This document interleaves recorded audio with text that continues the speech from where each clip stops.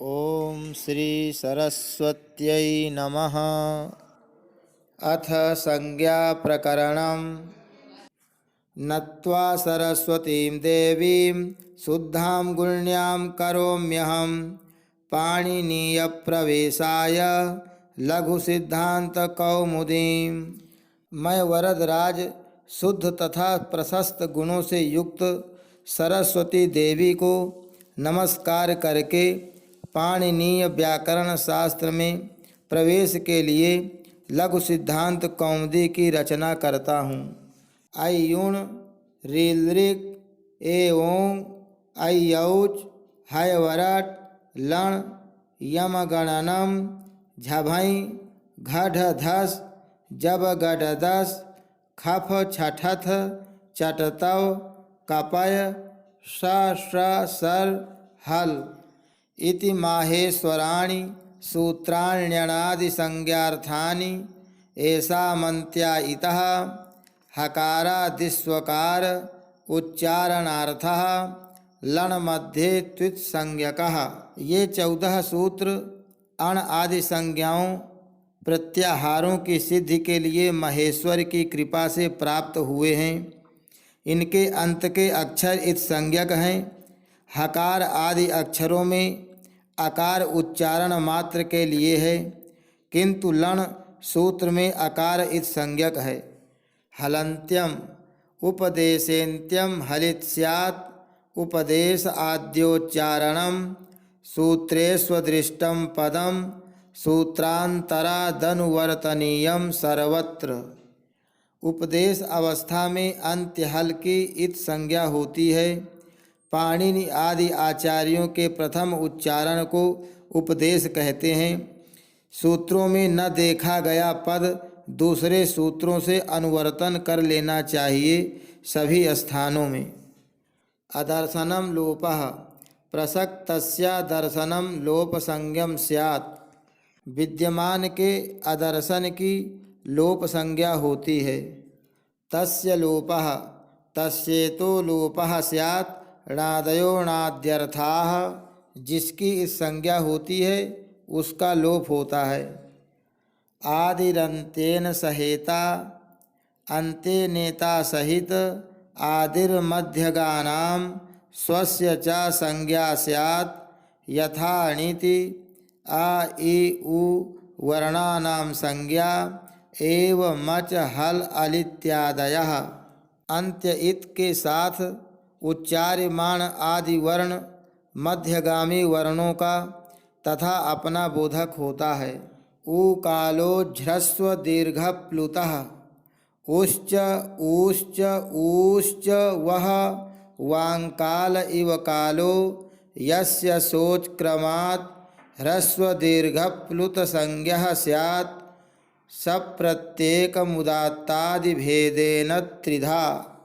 एक मात्रिक द्विमात्रिक त्रिमात्रिक उकार के उच्चारण काल के समान है। उच्चारण काल जिस अच का वह अच क्रम से ह्रस्व दीर्घ प्लुत संज्ञक होता है। ह्रस्व दीर्घ प्लुत भेद से 3 प्रकार का हुआ, वह अच उदात्तादि भेद से फिर 3 प्रकार का होता है। उच्चैरुदात्तः तालवादिषु सभागेषु स्थानेषूर्ध्वभागेषु निष्पन्नोच उदात्त संज्ञो भवति। तालुवादि सभाग स्थानों के ऊर्ध्व भाग में निष्पन्न अच उदात्त संज्ञक होता है।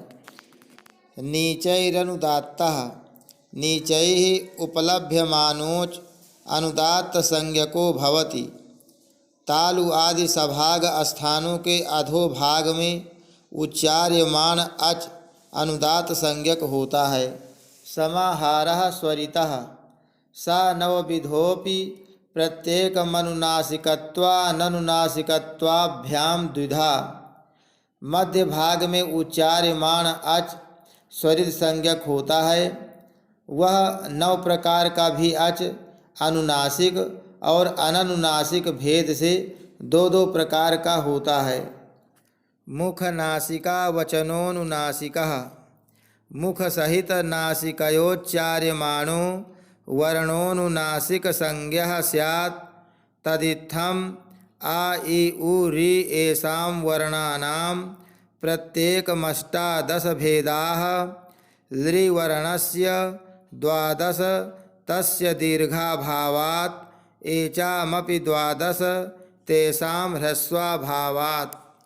मुख सहित नासिका से उच्चार्यमान वर्ण अनुनासिक संज्ञक होता है।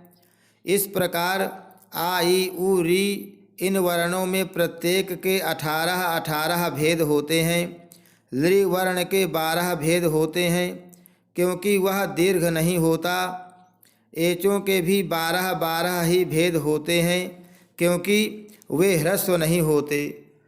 तुल्यास्य प्रयत्नं सवर्णं तालवादिस्थानमाभ्यंतर प्रयत्नश्चेत्ते तद्वयं यस्य येन तुल्यं तन्मिथः सवर्णसंज्ञं स्यात्। रे लृ वर्णयोर्मिथः सावर्ण्यं वाच्यम्।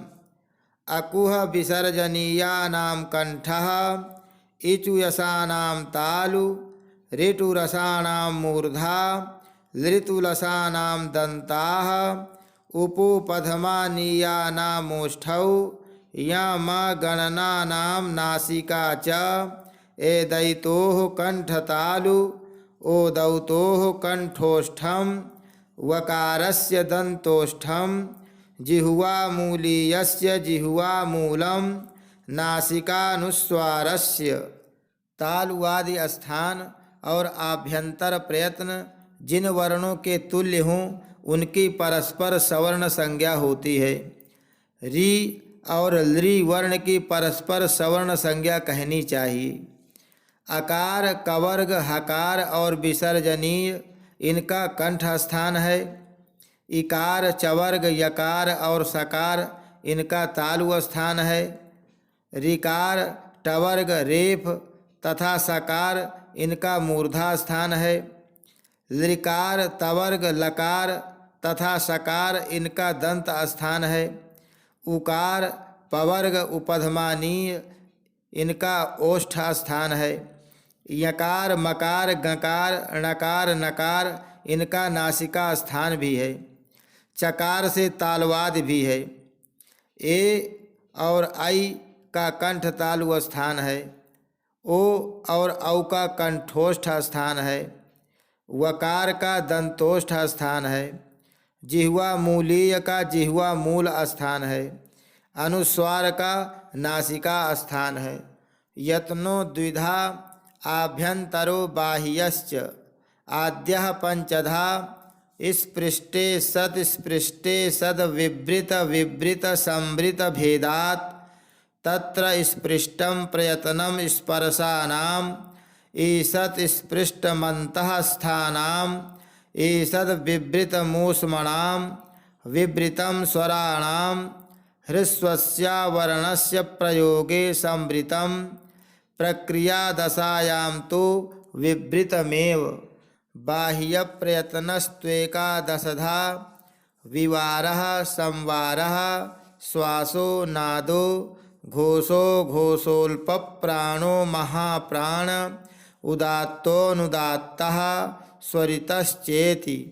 खरो विवाराः श्वासा अघोषाश्च हसः संवारा नादा घोषाश्च। वर्गाणां प्रथम तृतीय पंचमा यणश्चाल्पप्राणाः वर्गाणां द्वितीय चतुर्थौ सलश्च महाप्राणाः।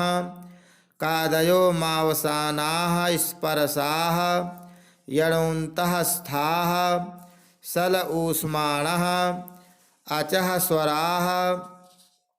का खा इति कखाभ्यां प्रागर्ध विसर्ग सदृशो जिह्वामूलीयः। पा फा इति पफाभ्यां प्रागर्ध विसर्ग सदृश उपधमानीयः। अंग अहः इत्यचः परावनुस्वार विसर्गौ। प्रयत्न दो प्रकार के हैं, आभ्यंतर और बाह्य। आभ्यंतर प्रयत्न 5 प्रकार के हैं। स्पृष्ट ईषद स्पृष्ट ईषद विवृत विवृत और संवृत भेद से। उनमें स्पर्शों का स्पृष्ट प्रयत्न है अंतःस्थों का ईषद स्पृष्ट प्रयत्न है, ऊष्म वर्णों का ईषद विवृत प्रयत्न है, स्वरों का विवृत प्रयत्न है, ह्रस्व अवर्ण का प्रयोग में संवृत प्रयत्न होता है, किंतु प्रक्रिया दशा में विवृत ही रहता है। बाह्य प्रयत्न 11 प्रकार का होता है, जैसे विवार, संवार, श्वास, नाद, घोष, अघोष, अल्प प्राण, महाप्राण, उदात्त, अनुदात्त और स्वरित। खर प्रत्याहार के वर्णों के विवार, श्वास, अघोष प्रयत्न होते हैं। हस प्रत्याहार के वर्णों के संवार, नाद, घोष प्रयत्न होते हैं। वर्गों के प्रथम, तृतीय, पंचम वर्ण तथा यण इनका अल्प प्राण प्रयत्न होता है। वर्गों के द्वितीय, चतुर्थ वर्ण और सल प्रत्याहार इनका महाप्राण प्रयत्न होता है। का से माँ तक स्पर्श वर्ण कहलाते हैं। यणों को अंतस्थ वर्ण कहते हैं। सल प्रत्याहार के वर्णों को ऊष्म वर्ण कहते हैं। अचों की स्वर संज्ञा होती है।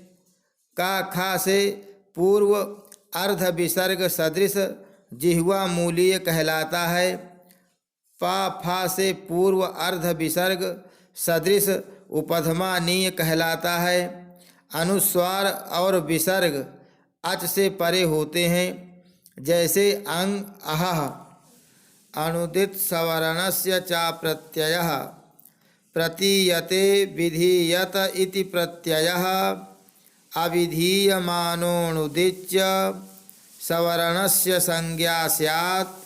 अत्रैवान् परेण णकारेण कु चु टु तु पु एते उदितः तदेवम् आ इत्यष्टादशानां संज्ञा तथेकारोकारौ ऋकारस्त्रिंशतः एवं लृकारोऽपि एचो द्वादशानाम् अनुनासिका ननुनासिक भेदेन यवला द्विधाः तेनाननुनासिकास्ते द्वयोर्द्वयोस्संज्ञाः। विधान किए जाने वाले को प्रत्यय कहते हैं। अविधीयमान अण और उदित सवर्ण का बोधक होता है। केवल इसी सूत्र में अण पर लण के णकार से लिया जाता है। कु चु टू तू पू ये उदित कहलाते हैं। इस प्रकार आ यह 18 का बोधक होता है। इसी प्रकार इकार उकार भी 18 के बोधक हैं। ऋकार 30 का बोधक है एवं लृकार भी 30 का बोधक है।